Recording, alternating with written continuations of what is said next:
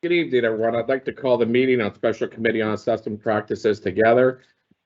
Our invited guests this evening are Mr. Mike Suley and John Silvestri, Esquire. Gentlemen, do you want to come forward? Sure. Bring this chair up. You might want to drag your chair up. Looks like you got locked out. Each standing. Try to see another. You can sit next to me, Sam, because it's up There's here. another chair down here, don't worry. They can sit over there.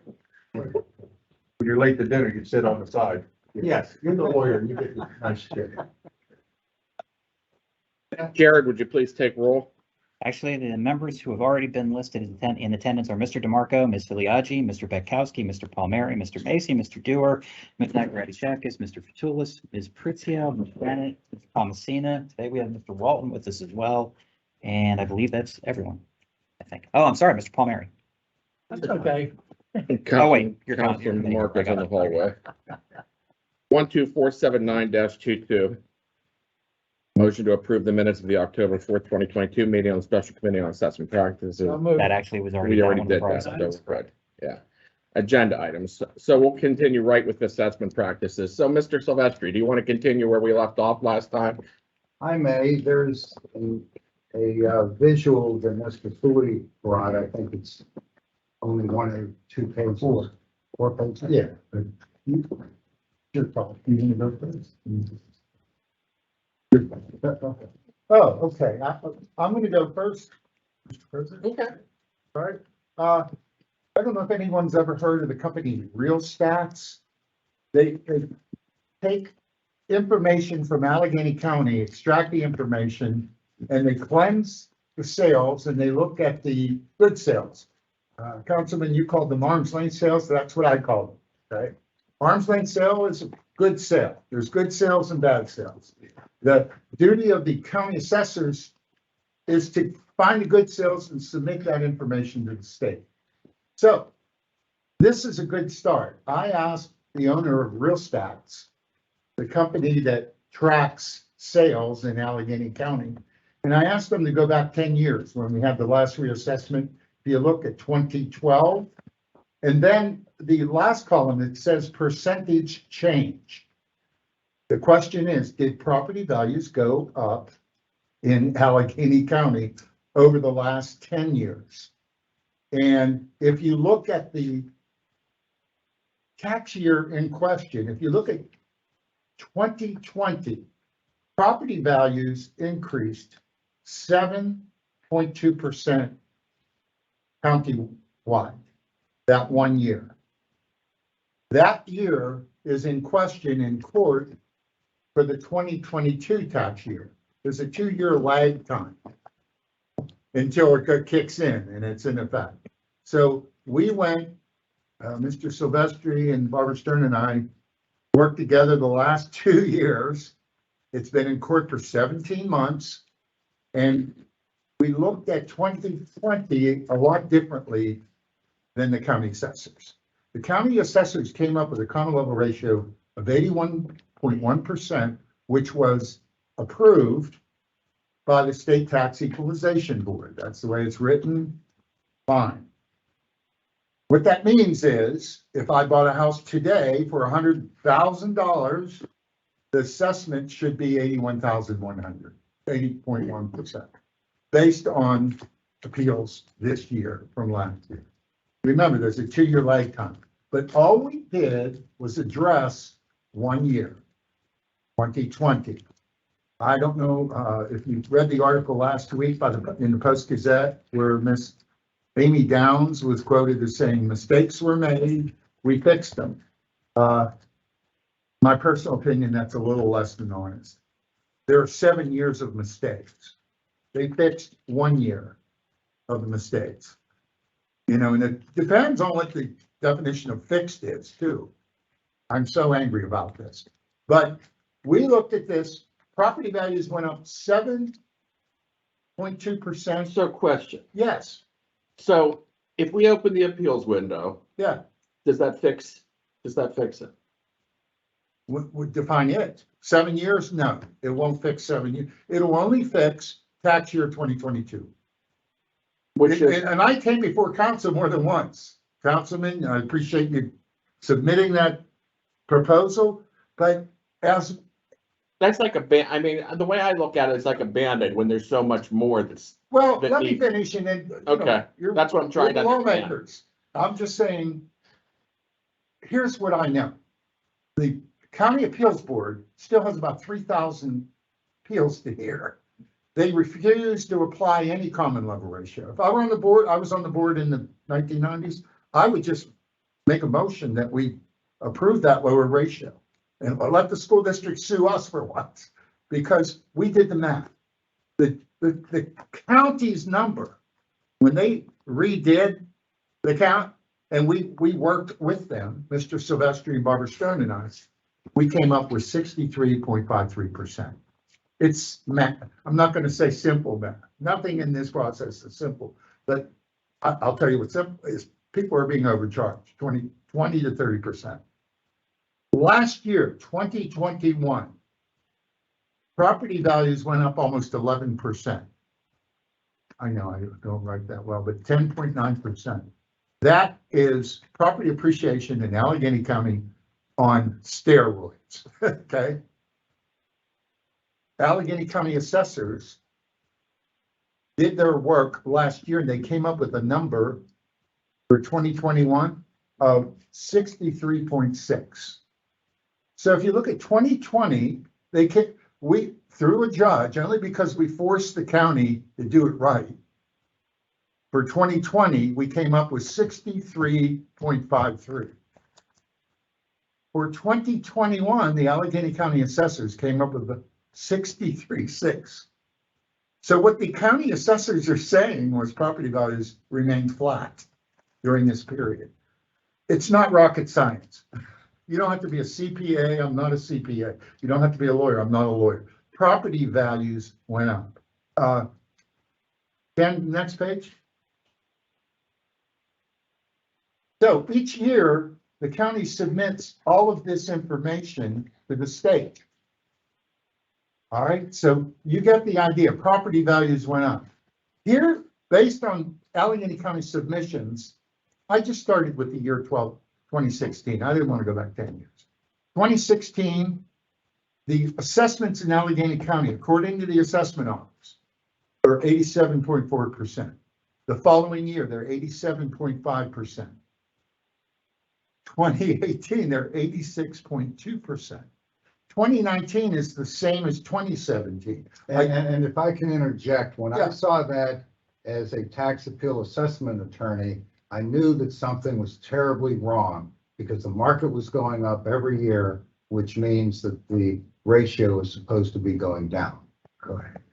The ratio is hovering in the 80s. And when Mr. Silvestri talks to you, he's going to explain why. It was made as instructed. There was the computer program you're talking about. Yeah, he's going to Okay. talk about the computer program, but it's like a card trick. You can make the ratio be whatever you want. It's so confusing to most people. I served on the appeals board in the 1990s. I've worked for all three county executives. I've been in the assessment business for 25 years. Judge Weddick, before he retired, I used to park down back when I worked at the county. He would always say, Mike, how's the assessment business? I got that from a judge. You know, he knew what, you know, I'm a one-trick pony. Okay. So I prepared this for us. Now, if you look at 2020, the county came up with 81.1. I know why, because of John Silvestri. Once they knew we were snooping around, they tweaked it a bit and it dropped, but it didn't drop to 63.53, which is what Judge Hertzberg put in his opinion, based on evidence presented to Judge Hertzberg. So I'm saying that the state approved the 81.1. The county appeals board is saying, oh, we don't know if it's 81.1 or 63.5. But, I keep telling them it's 63.53, but they want to wait. The Pittsburgh School District sued. They're praying. It's it's a Hail Mary. If you're the school district and you're saying, we're gonna go to court and we won 81-1 because we budgeted for an artificially high 81-1. And, you know, and that's what's going on now. In 2021, last year, the county assessors turned in a number of 63.6. So you could see a big drop from, actually, 2019 was what they used in appeals in 2021. So last year, Maddie Joffrey, the lead plaintiff in our lawsuit, received a letter, a disposition from the county appeals board in December of last year at 87.5 of her sales price. Unbelievable. And she bought the home in 2020. Think about that for a second. So 2021, they get a little better, but I put a question mark on there because there's no way that for 2 years in a row, it's hovering at the same level. I think seeing it helps you understand it. It does. Okay. So 2022 will be submitted to the state board the end of December. This year, I have no idea what they're going to come up with. And I believe something should be done in this respect where the county assessment office goes back to that 2021 and comes up with a better number. I'm not a CPA, but I'm saying it has to be based on what I showed you previously. It has to be in the 50s. It has to go south of 60. And that's a dramatic change from 87.5 last year. Then 2022, we're going to have to look at that. All right. So there was a suggestion, President Katina and I talked briefly about looking at this stuff and having council audit the 2021. Because in 5 weeks, we go into an appeals season next year based on the 2021 numbers. So what I'm saying is the 2020 was bad, the 2021 numbers are bad. Now, Mr. Silvestri can go before the judge and force them to do what I call a recount, where they have to go back and do it under our supervision, 3 of us, plus a cast of thousands, right?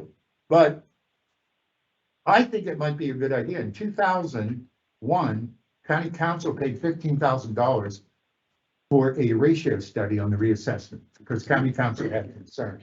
You have the power, you have the authority. I believe it's what, $30,000, Mr. President? Correct. Before we have to go. So you can conduct an audit, an outside audit. Or you can trust the people across the street in the county office building and have them stand behind their numbers or do a recount. Yeah, I'm being facetious. And what I'm saying is an independent audit will get us on the right track going into next year. Next page. This was a press release back in 2005. I was running the assessment office at the time. County Executive Honorado looked at over 11,000 appeals that were jacked up by the newcomer tax, where you bought a house, the appeals board raised it, and County Executive Honorado had the law department file appeals on those 11,000 properties. He had the county law department and the county assessors go into the appeals board hearings and argue base year. Arguing base year means you roll it back to the 2012 number. Now that's a possibility. Next page. We did this.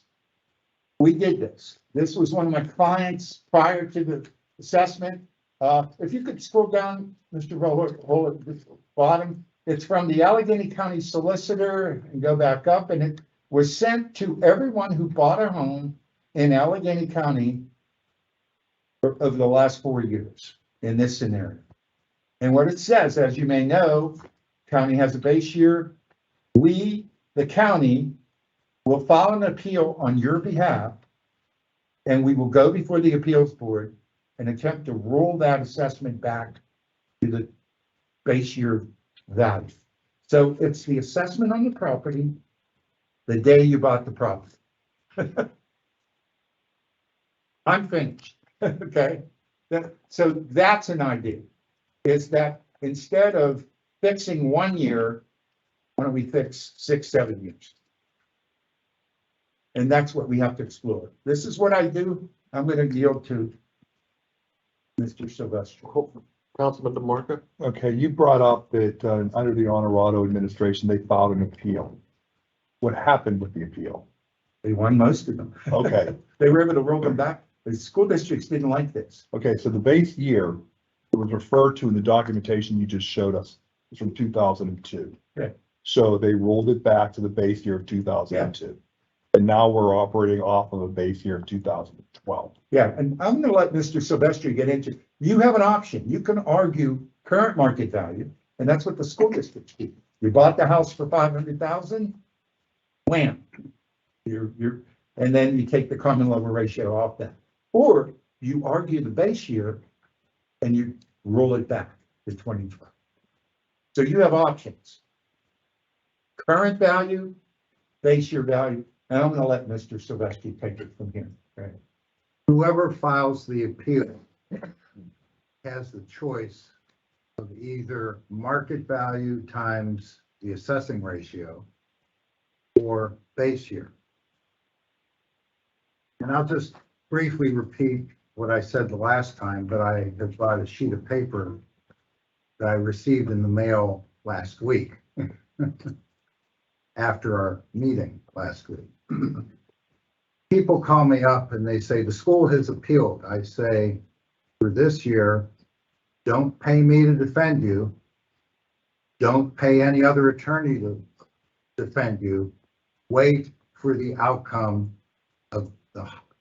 of the lawsuit with Judge Hirschberg. Well, the owner of tax parcel 1204H50 called me up, and that's what I told him on the phone. And he was scheduled for a hearing later this month. And because the school district knows that the 63.5% ratio is accurate, today, after receiving the scheduling hearing 2 weeks ago, I received a notice of withdrawal. So when you use a correct assessing ratio, it brings you right back to the 2012 base year. You don't have to rely on the base year in an appeal. You just rely on an accurate assessing ratio. And that's what fights off the school district appeals.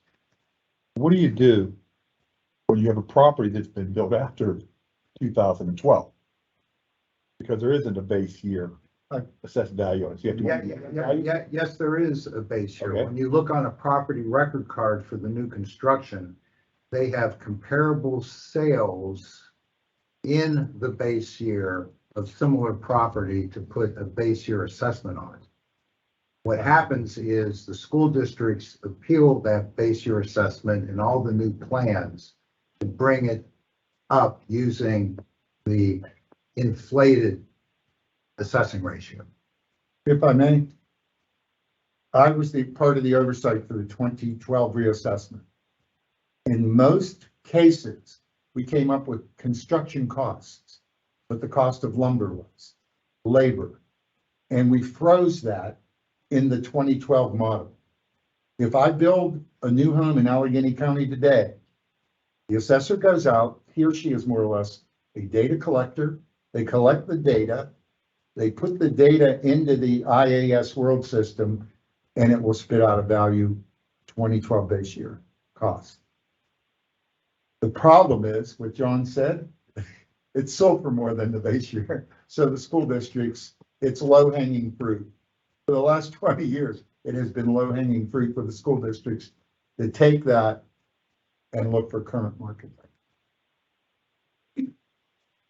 Okay, if we go to the bottom of page 1 and the top of page 2, I'm going to do a real quick review. There's only one sentence of interest. This is the judge's opinion that was filed November 14th, 2 Fridays ago, and is upfront number one finding, and I quote, Allegheny County failed to administer the property tax assessment appeal system.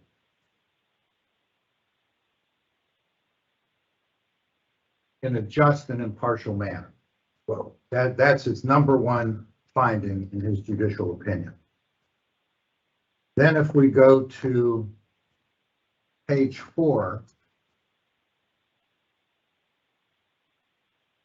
the last sentence in that paragraph that I boxed, and before I read it, you will hear the word evidence or see the word evidence there. The evidence was what Mr. Katina already referenced, which is the computer program that the county developed. From this evidence, there could be no doubt that Allegheny County's Office of Property Assessment had been cooking the books on common level ratio data submitted to state government at STEP. I will make one more comment before we leave this page. Mr. Sully put up in his first graphic, beginning with 2016. 2016 is when they developed a second part of the program to supercharge the inflation. That's why it was up in the 80s instead of down in the 70s. If we go to page 11,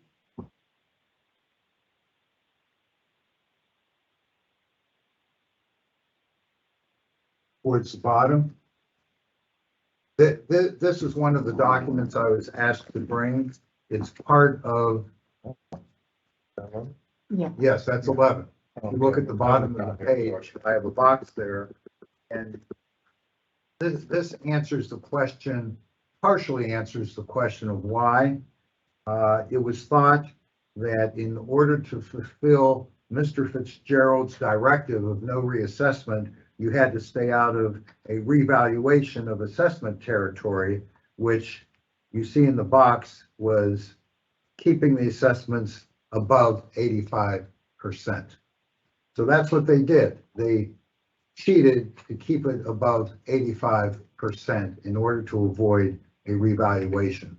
The fact of the matter is 85% common level ratio is not the criteria anyone uses to determine whether there's a revaluation. The criteria is called coefficient of dispersion, but because we have ignorance rather than intelligence overseeing the system, they didn't know that.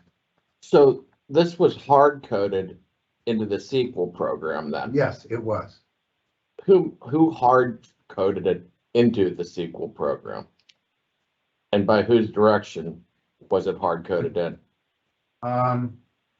If we go to page 15.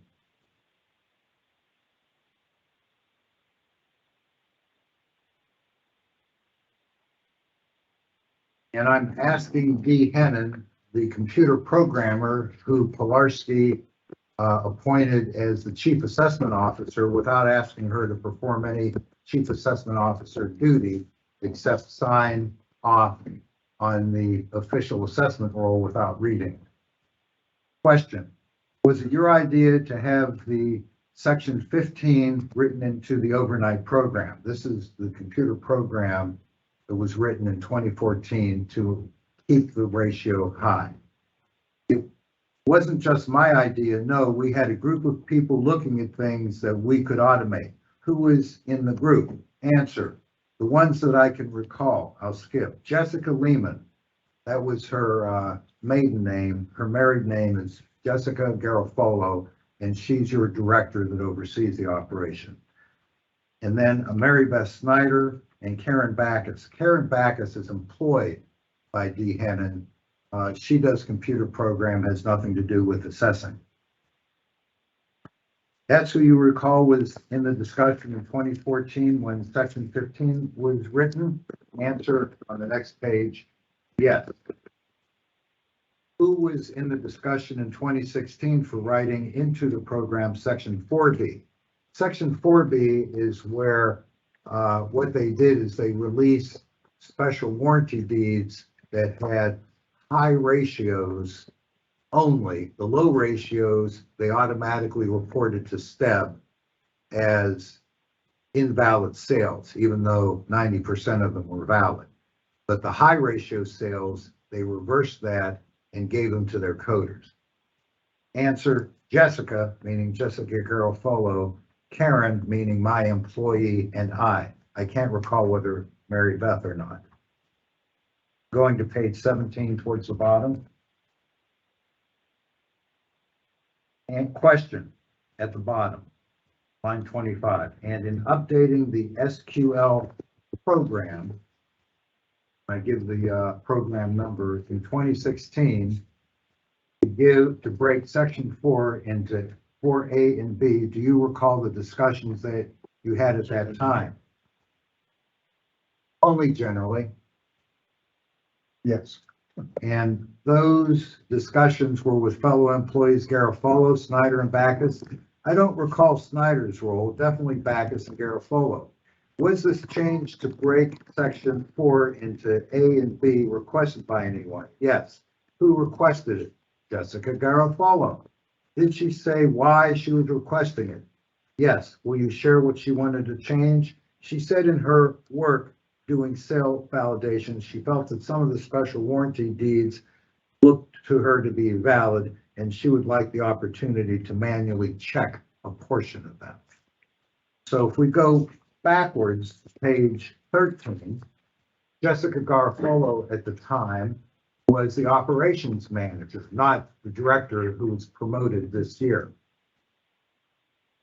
And this is a deed that I examined Jessica Garofalo on in her deposition. You see it's a deed from letters to letters.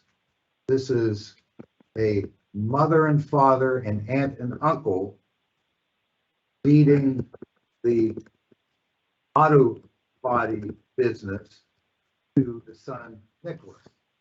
Whenever you see a deed from one family member to another family member under the regulations of state government, it has to be disqualified, not as a valid deed. Jessica Garofalo was staring at their last names when she coded it because they're on the computer system, name of buyer, name of seller. This happened to have a ratio of the property of over 100%. She coded this as a valid sale. So that's who is running your assessing department right now. If we go back one more page, to page 12, when I was in high school and we were getting ready for a test, we used to have cheat sheets. We put on an index cards, answers that we weren't sure we could remember for questions the teacher said we'd have on our exam. Well, I call page 12 the cheating sheet. This is a sheet that was given to the manual coders, the ones that Jessica Garofalo said in her earlier testimony. We want to take a look at these deeds that are above 85% ratio. We'll keep on disqualifying the low ratio ones. Well, this sheet says if you're a manual coder who doesn't have any training, doesn't have any idea what a common level ratio is, if you see that the ratio of the deed that you're coding has an assessed value divided by sale price of 85% or higher, then you're to validate it, and you don't care if it's between family members or from an estate or a sale by a bank. It's a foreclosure sale. Okay. So if we go to page 43, this is a continuation of Dee Hennon's testimony, the former chief assessment officer. And what I asked her was, in Exhibit 2, maybe we go to page 7, back to page 17 real quick. on the state government website, on page 19, I apologize. On page 19, you download the sales validation and submission operations manual. That's the state guidelines for how to code a sale valid or invalid. And everyone needs to know that who's coding. I will digress and say, when I asked the individual coders if they'd ever seen this, I'd show it to them. The answer was no. But what they had seen, and the way I discovered it, was the cheating sheet. Okay, going back to who Pilarski appointed as the chief assessment officer, computer programmer, who knew nothing about assessing. And I don't blame her. She is a victim in this. Pilarski should have never done this to an employee. But setting that aside, on page 40, I'm sorry, at the bottom of page 20, I asked the Hennon, are you familiar with Exhibit 2? Yes, sir. I've seen this. Going to the top of the next page. Where have you seen this? On STEP's website. Would it be within your job to know this document? No, I don't think so. Question, why not? Answer, because I don't validate sales.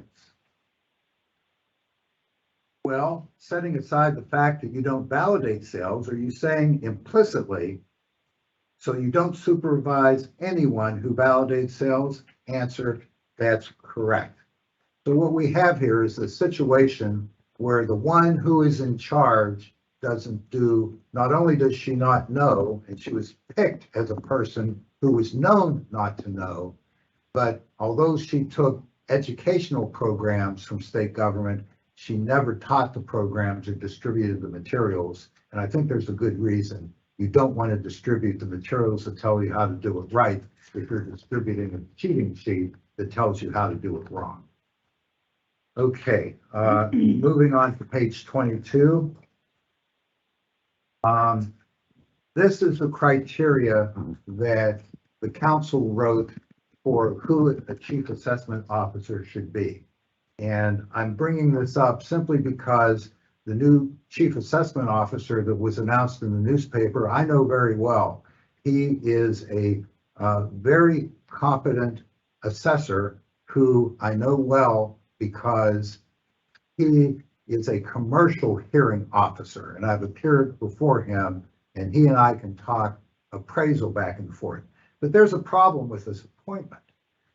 If you go down to the fifth line, the chief assessment officer at the fourth line shall have had a minimum of 10 years of progressively responsible professional experience in the management of property valuation. He has never done this before. He has never managed an assessor. He doesn't know anything about coding, and that's who you want. Again, just like I didn't fault D. Hennon, I'm not going to fault the new chief assessment officer, but I can tell you because people called me about what was going on after council said that they were investigating why we don't have a chief assessment officer. They did a hurry up. Pilarski got on the phone and called a chief assessment officer in another county who was competent to do this. He wasn't hired. Right. Jessica Garfolo called into her office and talked to a very competent appraiser who teaches appraisal and ethics at the Realtors Association. Was she called back for a second interview? No. I understand that they were working with Tyler. They had a candidate out of state to be a chief assessment officer. Did that person come back for a second interview? I don't think so. So, I enjoy when local people of competence are recognized. We have local people of competence who could become a chief assessment officer, but the choice that they made has no experience in overseeing an assessment operation. So what's the point? We have another Pilarski fake position. Okay, you asked that we stop at 4:30, it's 4:39. You want me to continue? Does anyone have any questions at this point in time? Sure, we all do. Go ahead, Nick. Do you want to? Well, I think the conclusion to this is things need to be readjusted and to reopen the assessment process. Absolutely. Yeah, Yes, that's a partial fix for the people who have been harmed so that they can claw back to where they should be. Well, here's the elephant in the room. Let's assume a lot win and the tax base goes down. What happens then? I mean, what would happen to the county budget? The fact that we've lost millions of dollars in money that we thought we had. But That's the question. Barbara Stern did a study. I spoke with her earlier today. She's sitting in the audience. She wanted to answer me. I could see her. She was parking up there for a second. I didn't know you were here. Yeah, Yes.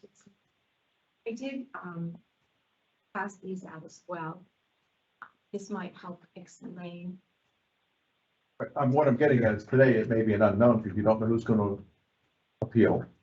You don't know who's going to win or lose. Oh, she assumes that everybody wins. Assuming, yes. Yeah, she assumes everybody wins. That's what I was saying. The numbers. Can I stand next to you? Here, you can sit here. Thank you. You want to sit? Sorry, I just would like to be a little bit closer. Thank you.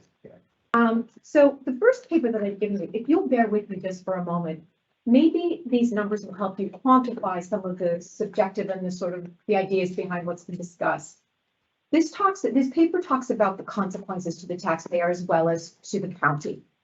So just for some numbers, in 2021, 8,550 appeals for which the school district or municipality was the appellant were filed.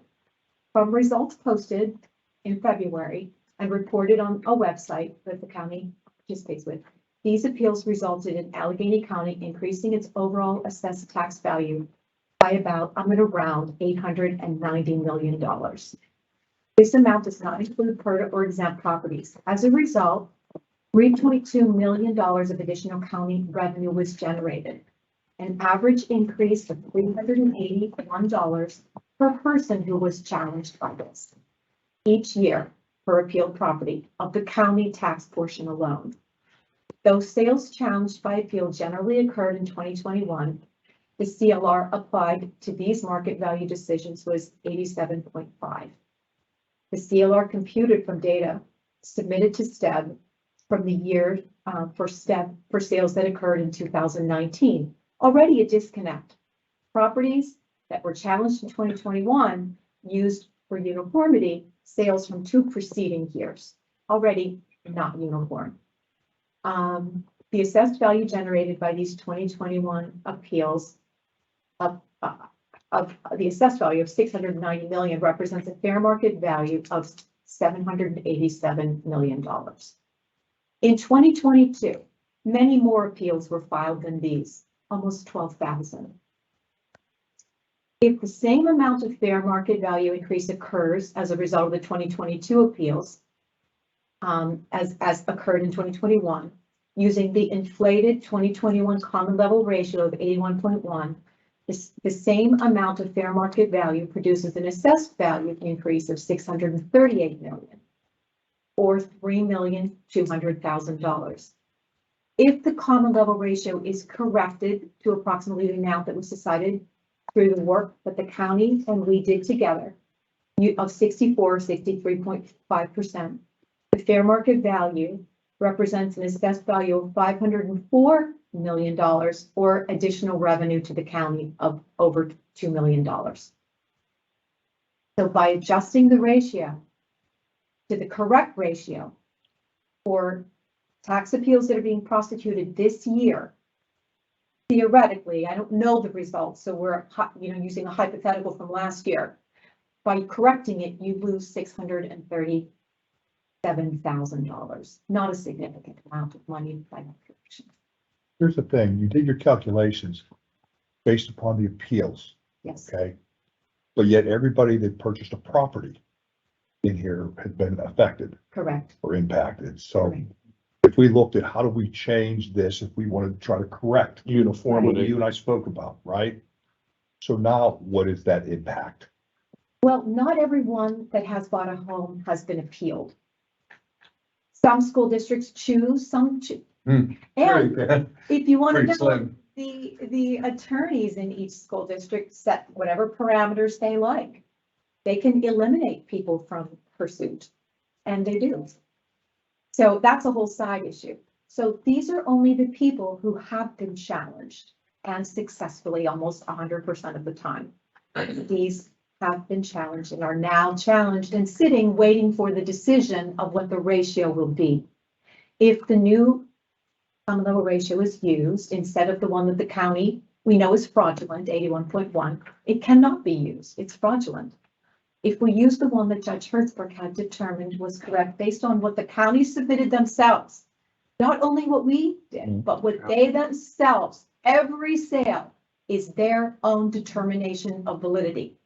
And by confirmation by step, they're not doing any checking except picking the middle one. They do a modest, their trimming resulted in the elimination of either 4 or 5 sales, negligible amount of sales out of 5,357. So the trimming that they do is pretty much nothing. So all they're doing is stacking them all up and picking the one in the middle. That's the extent of their work. So if there is a corrected ratio this year, the county loses $637,000, a negligible amount. Okay, so that's the That's first. my question, yeah. Problem. That's a very small problem Yeah. for the county.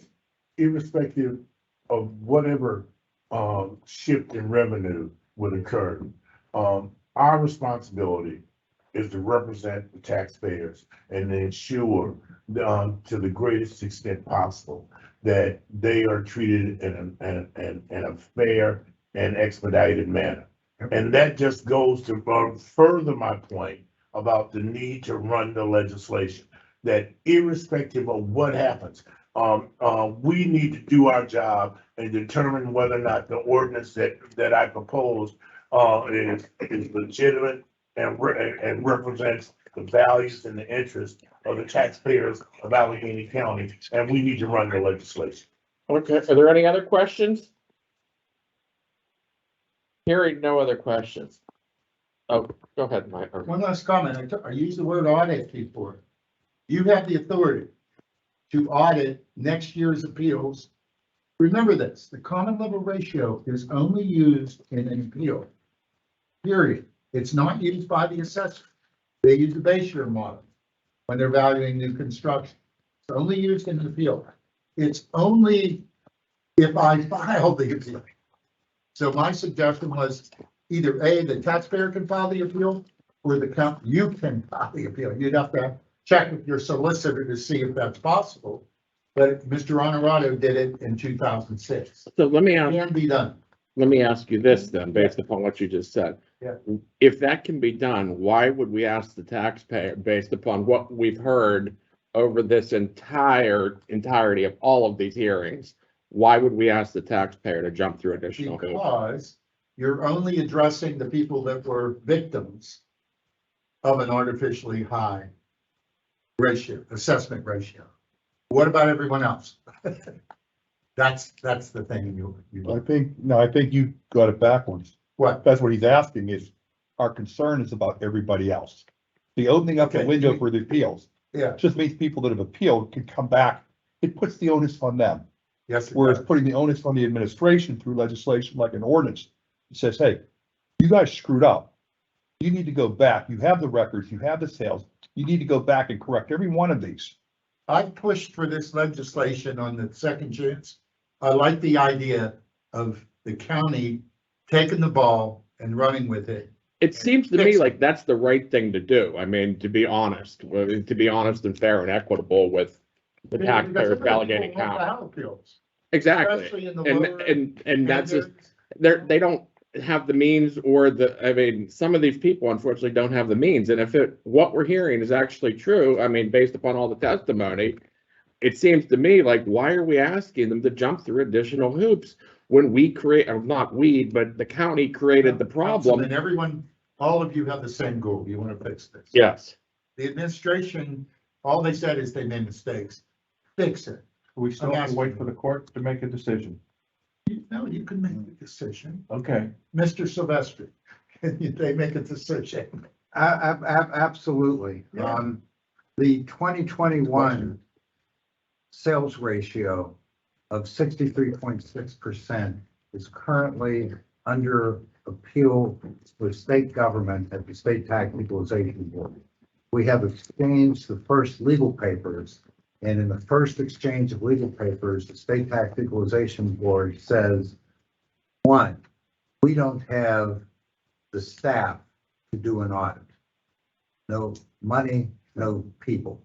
Two, the way we interpret the law that we are governed by is we don't have to do this. So we have a briefing due. My brief is due December 15th. The state attorney's brief is due January 15th. And it's the position of the state government that they do not have to do an audit. Until we have that result, we can't go back to Judge Hertzberg to say we need a recount.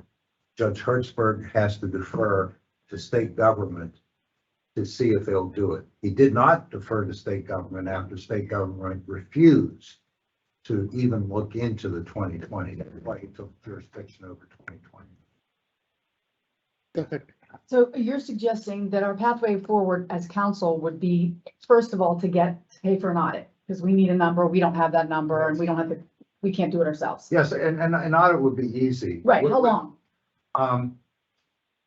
We did it on a very part-time basis, and it took about 7 weeks. Mhm. If you hire an outside firm and they borrow the methodology that we used, and they'll update it as they choose, it could be done within a month. Okay. Your test, or that, what you did was already admitted in court, so we could build off of that, couldn't we? Yeah, That's a different year, yeah. It's a Yeah. different year though, and they're But suggesting we do that doesn't, the audit, that should be doesn't- going down. That doesn't, even though different numbers come in, that doesn't restrict the ability to appeal the determination that was made, does it? that's correct. And so as a result, we can find ourselves mired in additional litigation and not have a resolution of the issue. And that further,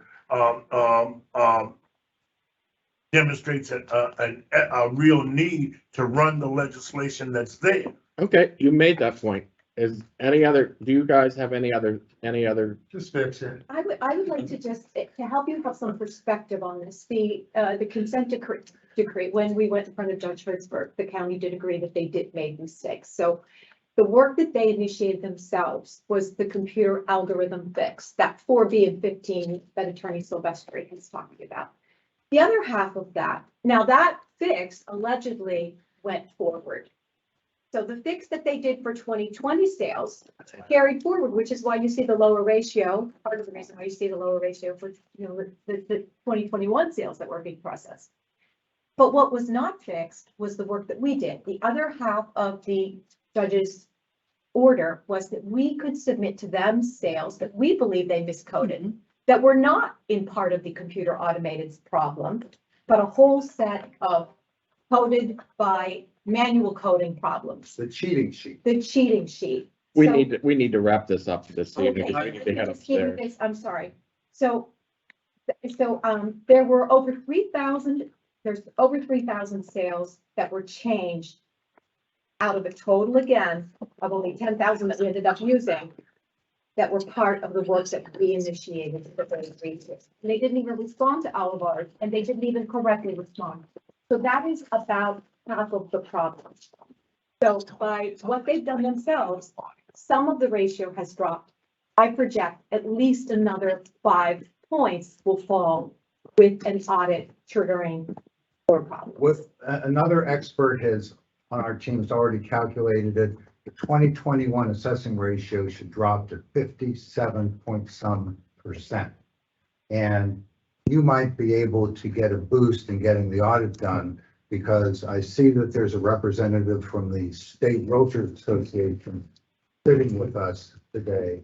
And They have offered help using their database. Okay. Multi-list database. And that's what we need access to. Yeah. And one last thing, Counselor, Yes. our team has been working on this for 2 years. We'll be here to help you in any way. Answer questions. This is what we did, and we were able to present credible evidence in court that showed the county cheated. And we're just moving forward. Let's fix it. And here's a dumb question. Is that considered criminal? If they cheat? I believe it was, but I'm not a lawyer.